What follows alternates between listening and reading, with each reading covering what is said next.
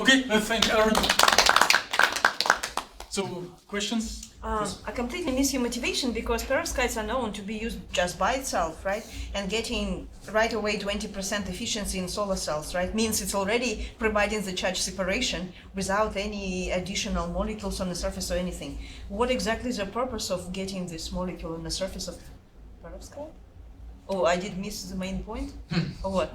As far the literature Okay, what is exactly your motivation? the literature I've seen is that the perovskite, it can act as itself to separate charges. It has an internal electric field, but that's for methyl ammonium, which with the internal cation, it can create internal electric fields.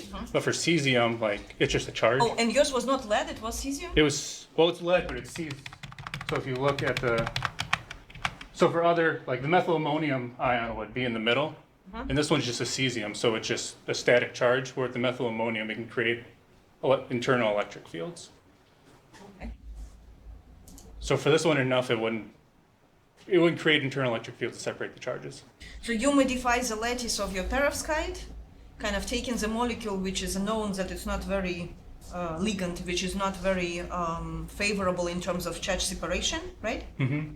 And you trying to improve this charge separation? I lost the point. Let me reformulate the question. What exactly are you trying to address? What question are you trying to address? Would you say yes or no for two opposite situations? One, perovskite material can be connected to the leads of the same material and will generate electricity. Second statement, materials that are leads must be of different nature, different Fermi energies in order to support current. Can you use leads of the same material, of the same nature from both sides, positive and negative? Or they should be different? Oh, it's a question to him? It's a question to the speaker. In solar cells, can you use N and N or P and P doped silicon? Or you need an interface? You need some sort of interface to produce the electric field to separate the charges. Can you make connections to this? So in this case, even though the cesium is charged, it doesn't create an electric field like the methyl ammonium would, because it can rotate and it can create little ferroelectric highways for the charges to kind of separate. So in this one, there's no net internal electric field to separate the charges. So we need another molecule to pull one of the charges away. But other type of perovskites exist where this internal field is good to have, right? Just because you having the right ligands there. Am I right? Mm-hmm. And these perovskites have been shown really good promise for the solar cells.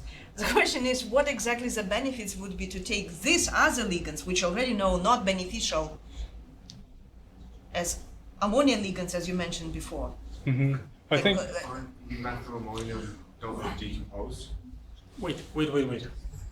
After you generate solar cell out of perovskite, to remove charges, positive and negative, you need hole transferring material and electron transfer material, which are this is your different. LEDs, right? You're just taking your different LEDs and they will... You are connecting it to a metal. Yeah. And before you connect to metal, you need additional materials. And they're different on different biases. What do you comment on this? Yeah, so you need to separate the charges before they can migrate to the electrodes. So if you see here, if you just separate these two charges, they're gonna want to come back together instead of separate. So you want to remove charge from your perovskite? Yes. Somewhere away. Selectively remove which charge, positive or negative? Either one, as long as. But here, in your work, which here the hole charge is are you? taken out. Huh? And here the hole was taken. So you're removing positive charge? Yes. Only. Okay, there was very briefly. Yeah, that's almost same question. Now, what's the direction of the charge flow? Is going towards the die, or I mean, you're separating hole and electron, right? Yeah. What is the direction of the hole? And So this would be the hole, because if you photoexcite an electron, it's going to be above the band gap. So when it comes back down, it's going to be on the LUMO. And the LUMO's you out. said they are not physically connected. I mean, they are not bonded. So, what's the mechanism of charge transferring to or hole transfer towards the? Right. This one's not going to be the most physically active, but you can kind of see they're close enough where you can get some sort of tunneling between the Then charges. how can you move the hole to that? Oh, die? then this would be connected to like another like dye molecule. Like this is just like a short segment of a dye molecule, but in reality they're bigger organic molecules, so it'll transfer through that molecule. And like it's going to take the least conductive route, so it'll just keep going through the molecule to get to the electrode. Good. Let's thank Aaron and all audience for the discussion. And we have last presentation by Levi Lustrom, who will